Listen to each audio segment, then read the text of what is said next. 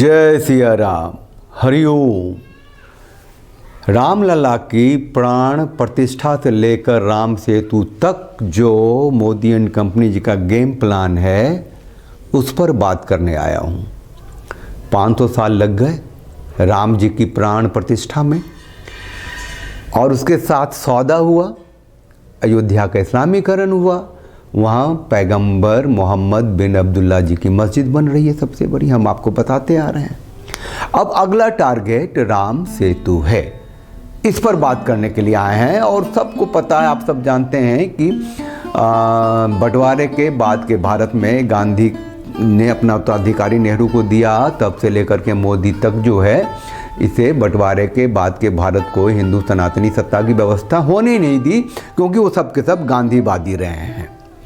अब क्या है कि राम सेतु को ध्वस्त करना है, इस पर कांग्रेस की प्लानिंग थी और बात सुप्रीम कोर्ट में चली गई थी, तो भारतीय जनता पार्टी ने उसका विरोध किया था। तो भारतीय जनता पार्टी ने कांग्रेस की जिन जिन पॉलिसीज के विरोध किए थे वो सारा विरोध सत्ता की व्यवस्था हासिल करनी थी और सब कुछ उन्होंने वही किया, वही दोहराया। अभी हमारे केंद्र में हैं पुरी के शंकराचार्य जगत गुरु स्वामी सरस्वती निश्चलानंद जी। अब तो है ना, सोशल मीडिया है, इसलिए बात आप तक पहुंचा रहे हैं। हम उनकी बातों को लेकर के आपसे बात कर रहे हैं, उनको सुना रहे हैं। और ये अलार्म है, जगना है तो जग जाइए। चैनल को लाइक कर लीजिएगा, सब्सक्राइब कर लीजिएगा, बेल आइकन को प्रेस कर दीजिएगा और अपनी प्रतिक्रिया मोटे अक्षरों में लिखिएगा। चेतना जगी रही तो रास्ते भी निकलेंगे, संघर्ष का रास्ता बनेगा, लोग भी जुड़ेंगे और हम सनातन हैं, हिंदू हैं, राष्ट्रवादी हैं। हमारी सत्ता की व्यवस्था इस राष्ट्र में हो, इसके रास्ते भी बनेंगे। कांग्रेस के शासनकाल में भगवान श्री रामभद्र के द्वारा विनिर्मित सेतु, जिसको कहीं राम सेतु कहीं हनुमान सेतु भी कहते हैं, उसको विखंडित करने का अभियान चलाया गया। उस प्रोजेक्ट का उद्घाटन, योजना का उद्घाटन उस समय के माननीय प्रधानमंत्री मनमोहन सिंह जी, कांग्रेस की अध्यक्षा, देश की लाडली दुलारी पुत्रवधू सुवर्णा जी, समझ गए? नहीं समझे? सोनिया जी का नाम मैंने रखा है सुवर्णा जी, और करुणानिधि वहाँ के मुख्यमंत्री, तीनों ने मिलकर की, समझ गए? श्री राम सेतु को विखंडित करने की योजना इन तीनों की थी और विदेशी षड्यंत्र के कारण सेतु ध्वंस की साजिश की थी सोनिया गांधी ने, जो खिलौने प्रधानमंत्री थे आदरणीय मनमोहन सिंह जी ने और करुणानिधि ने। विदेशी साजिश थी, क्योंकि नासा के उपग्रह के द्वारा जो श्री राम सेतु का चित्र प्राप्त हुआ, उसके बाद वहाँ के मान्य वैज्ञानिकों ने घोषणा की 17.5 लाख वर्ष प्राचीन मानव निर्मित यह सेतु है। इसके देखभाल ठीक ढंग से हो, सुनामी लहर के चपेट में आकर जो हिस्सा दब गया है, धंस गया है, उसकी विधिवत मरम्मत हो, अभी भी हजारों वर्षों तक स्थिर रहने योग्य यह सेतु है। विदेशी तंत्र को आर्थिक उत्कर्ष के नाम पर प्रसन्न करने की भावना से राम सेतु को विखंडित करने का अभियान चला। जैसा कि शंकराचार्य कह रहे हैं, जगत गुरु शंकराचार्य कह रहे हैं, है ना। तो एक तो हो गई सोनिया गांधी और दूसरे हो गए मनमोहन सिंह जो खिलौना, और तीसरे मौसेरे चाचा कहें या जो भी कह लें करुणानिधि। आज भी वहाँ ऐसी वनस्पतियाँ हैं, अमुक अमुक अनुपात में मिला देने पर तैरने वाले पत्थर बन जाते हैं। थोरियम अणु ईंधन थोरियम का भंडार हमको विश्व में सर्वाधिक समुद्र के तट पर रामेश्वरम में प्राप्त है, उस सेतु के कारण। समझ गए? आर्थिक दृष्टि से अगर थोरियम का दुरुपयोग ना हो, राजनेताओं के द्वारा, ठेकेदारों के द्वारा, व्यापारियों के द्वारा, तो अणु ईंधन ऊर्जा में विश्व सर्वोत्कृष्ट राष्ट्र सिद्ध हो सकता है। लेकिन भारत में वह क्षमता नहीं कि अपनी मेधा शक्ति, रक्षा शक्ति, अर्थ शक्ति, कृषि, गौरक्ष, वाणिज्य और श्रम शक्ति का सदुपयोग कर सके। वैदिक ज्ञान क्या होता है हमें समझ में आता है जब हम जगतगुरु शंकराचार्य स्वामी निश्चलानंद को सुनते हैं। अभी भी वहाँ ऐसी वनस्पतियाँ हैं जिसको कि एक सही अनुपात में मिलाने से पत्थर भी तैरने लग जाते हैं। थोरियम का सबसे बड़ा भंडार जो वहाँ है, जो भारत की संपत्ति है, ऊर्जा का केंद्र है, उसको ही ये लोग ध्वस्त करने में लग गए भाई। मैंने आर्थिक विशेषज्ञों से संपर्क किया। आर्थिक दृष्टि से भी वह योजना घातक सिद्ध थी। पर्यावरण वेत्ताओं से संपर्क सिद्ध किया, साधा। पर्यावरण वेत्ताओं ने हमसे कहा, संदेश दिया, पर्यावरण की दृष्टि से भी सेतु का विखंडित होना घातक था। और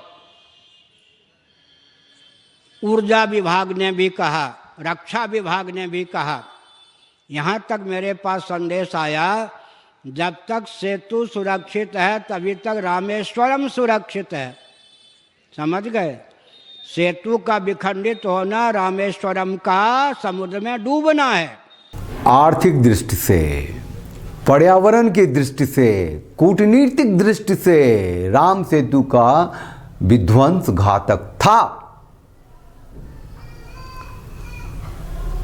पर्यावरण की दृष्टि हो या आर्थिक दृष्टि हो, लेकिन हिंदू सनातनी संस्कृति का भी एक एंगल था जिसको तो खत्म होना ही था। सोनिया गांधी को और क्या चाहिए था?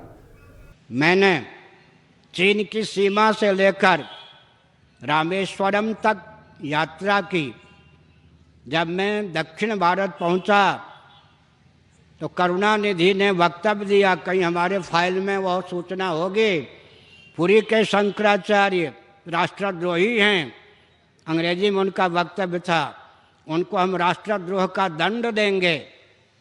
और टी.एन. बालू जो उन्हीं के दल का कांग्रेस में जहाज परियोजना मंत्री था, उसने दिल्ली में कहा, हमको लक्ष्य करके राष्ट्रद्रोही हैं ये, इनको राष्ट्रद्रोह का दंड दिया जाएगा। समझ गए? राष्ट्रद्रोह का दंड दिया जाएगा। राष्ट्रद्रोह का काम करने वालों ने कहा, पुरी के शंकराचार्य राष्ट्रद्रोही हैं, इनको राष्ट्रद्रोह का दंड दिया जाएगा। गडकरी जी ने पार्लियामेंट में घोषणा की, श्री राम सेतु सुरक्षित है, उसे विखंडित किए बिना ही कोई योजना हम क्रियान्वित करेंगे। लेकिन माननीय उच्चतम न्यायालय ने फिर पूछा है, क्या सेतु को विखंडित करने का अभियान आपका विद्यमान है? जॉर्ज फर्नांडीज ने भी वाजपेयी जी के शासनकाल में यह प्रोजेक्ट क्रियान्वित हो, इसका प्रस्ताव वाजपेयी जी को दिया था। मुझे बहुत कुछ मालूम है। तो मैं एक संकेत करता हूँ, भाजपा अपनी घोषणा के विरुद्ध श्री राम सेतु को छूने का, उसे ध्वस्त करने का, विखंडित करने का साहस न करे। हम अभी जीवित। शंकराचार्य जी को करुणानिधि ने कह दिया राष्ट्रद्रोही। मंत्री था ना टी.एन. बालू, उसने भी कह दिया राष्ट्रद्रोही। तो कांग्रेस के लिए एक शंकराचार्य तो राष्ट्रद्रोही हैं ही। और आज जब रामलला की प्राण प्रतिष्ठा हो रही थी तो शंकराचार्यों के बारे में भी जे कंपनी आई.टी. सेल्स ने क्या क्या नहीं कह दिया, आप लोगों ने तो सुना ही होगा। उस समय अब्दुल कलाम जी, वैज्ञानिक कलाम जी देश के राष्ट्रपति थे। उनके पास हमने व्यक्ति को भेजा कि बातचीत के लिए मुझे समय चाहिए। उन्होंने कहा कि जितना समय चाहिए माननीय शंकराचार्य जी को लें। कलाम जी ने क्या कहा, मुझे बेहद पर्याप्त कष्ट है कि स्वतंत्र भारत में प्रभु राम के द्वारा विनिर्मित सेतु को केंद्रीय शासन तंत्र विखंडित करने का अभियान बना चुका है। मैं दुखी हूँ। भाजपा का शासन आ गया। गडकरी साहब ने संसद में खड़े होकर कह दिया कि ये जो राम सेतु है उसका विध्वंस हम नहीं करेंगे, हम योजना को लागू करेंगे, किसी दूसरे तरीके से कर लेंगे। सुप्रीम कोर्ट का दखल हो गया भैया। वो जो समाजवादी चप्पलधारी जॉर्ज फर्नांडिस जो भारतीय जनता पार्टी के एलाई थे, उन्होंने अटल जी को फिर दे दिया कि भैया देखो इसको जो अगर तोड़ेंगे तो बहुत फायदे हैं। फिर शंकराचार्य जी ने अपनी पूरी ताकत लगा दी उसे बचाने में। जब तक रामेश्वरम में शिवलिंग है तभी तक रामेश्वरम सुरक्षित है, हमारे शास्त्रों में लिखा है। और अंत में रामेश्वरम भी समुद्र में समा जाएगा। भगवान रामभद्र की दोनों कृति, सेतु और शिवलिंग, विदेशी षड्यंत्र के एजेंट बन करके केंद्रीय शासन तंत्र उसको नष्ट करने की भावना से काम न करे और पृथक से आर्थिक परियोजना को क्रियान्वित करने का जो प्रयास है उसमें मार्ग लंबा होगा, लेकिन वो भी हमने आर्थिक दृष्टि से विचार किया है, उसमें भी भारत सरकार को घाटा ही घाटा है। लेकिन किसी भी तरह से सेतु को विखंडित करने का दुस्साहस शासन तंत्र न करे। रामभद्र की दोनों कृति पर पानी फेरने का षड्यंत्र कम से कम भाजपा के शासनकाल में क्रियान्वित नहीं होना चाहिए। हर हर महादेव।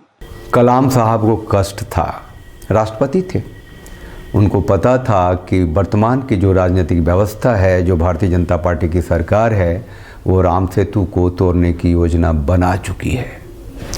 रामेश्वरम में शिवलिंग है और वो शिवलिंग है रामेश्वरम में, तो रामेश्वरम सुरक्षित है। और रामेश्वरम सुरक्षित है तभी जबकि राम सेतु सुरक्षित है। ये शास्त्र सम्मत बात है जो जगत गुरु शंकराचार्य स्वामी सरस्वती नित्यानंद जी कह रहे हैं। बस आपको मैं फैक्ट रखने के लिए आया था, समझाने आया था कि ये जो चुनाव होने जा रहे हैं, जहाँ की राम नाम की चेतना से मोदी जी को संत और धर्म सम्राट मान लिया गया है, हो सकता है कि 400 प्लस सीट आ जाएं तो वो इस राम सेतु को भी तोड़ दें, ध्वस्त कर दें, क्योंकि इससे विकास होगा।